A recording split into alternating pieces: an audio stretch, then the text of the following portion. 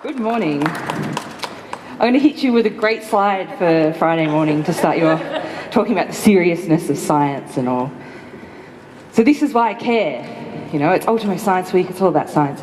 I care that unicorns do not make rainbows, and science told me so. As was mentioned, I'm a curator here at the museum, and today I'm going to talk about why I care about science and a bit about what I do at the museum. Because I think science is important, because science gives us answers, correct answers. And I think science gets a bit of a bad rap lately.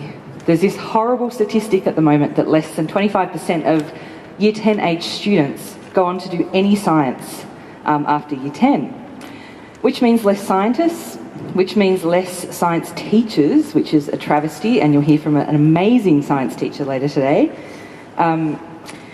But, you know, why would you want to be a scientist? Because it's often the first thing that gets, you know, cut in the budget cuts, and, you know, even now you'll get death threats if you're a scientist. So all this leads to less scientists, and not just that, but less people interested in science. And it's something I care deeply about, and I think everyone should. I think less unicorns, more scientists. That's the theme of my talk this morning.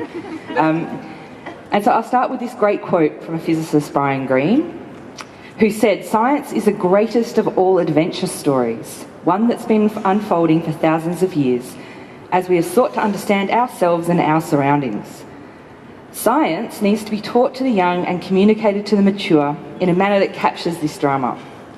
So we must embark on a cultural shift that places science in its rightful place alongside music, art, literature, as an indispensable part of what makes life worth living." So this statistic, less than 25% of high school kids, is really worrying. And I don't get it, because science is amazing, right? And, you know, it gives us all the answers, and kids are full of questions. Why is the grass green? Why is the sky blue? You know, how do I change gears on a car? What will this alcohol or this drug do to me? You know, science can give them those answers. So what gives, you know? I love science at school. I had great science teachers who I still keep in contact with. So we start out so curious, but where does it go? What happens to it? And I think, you know, a big part of it is less great science teachers in school, which you'll hear a bit more about later. Maybe OH&S is also killing science in school, and as I was there, we used to do some pretty wild experiments out in the science lab, which I know they don't do anymore. And it's one of the reasons I love working in the museum, because we have an opportunity to make science really accessible and fun and kind of relevant. So while I think people may read science blogs and they seek out scientific information, you don't really get an opportunity to play with science. Like music, art and literature are really accessible, but science isn't so accessible. So yeah, we have to work to get kids and even adults more passionately kind of curious about science.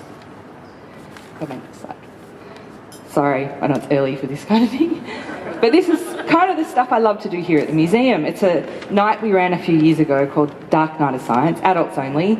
Sometimes at the museum it's easier to get kids engaged than adults. And we strung people up with hooks. They went right up to the ceiling. There was people getting tattooed.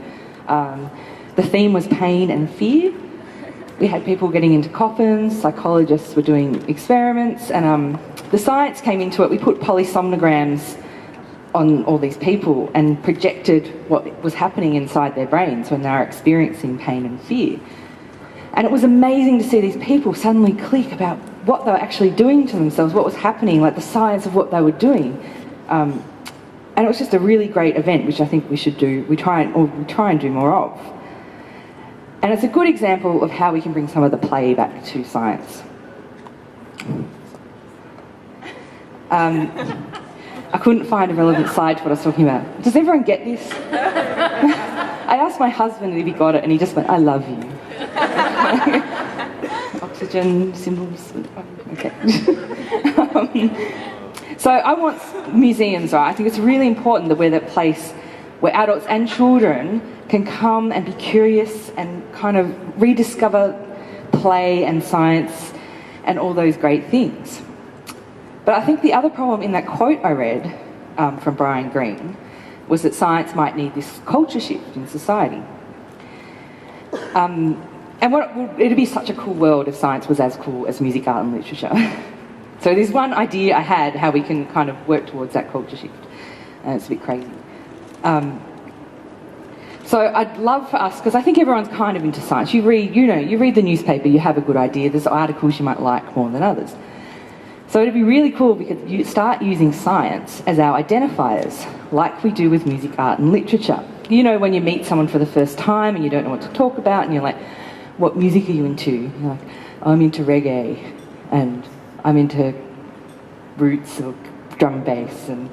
But how cool would it be if you could also go, oh yeah, I'm into astrobiology. And you could talk about that. Or I'm into, evolutionary biology or chemistry. And you could talk about what you've read lately and things like that.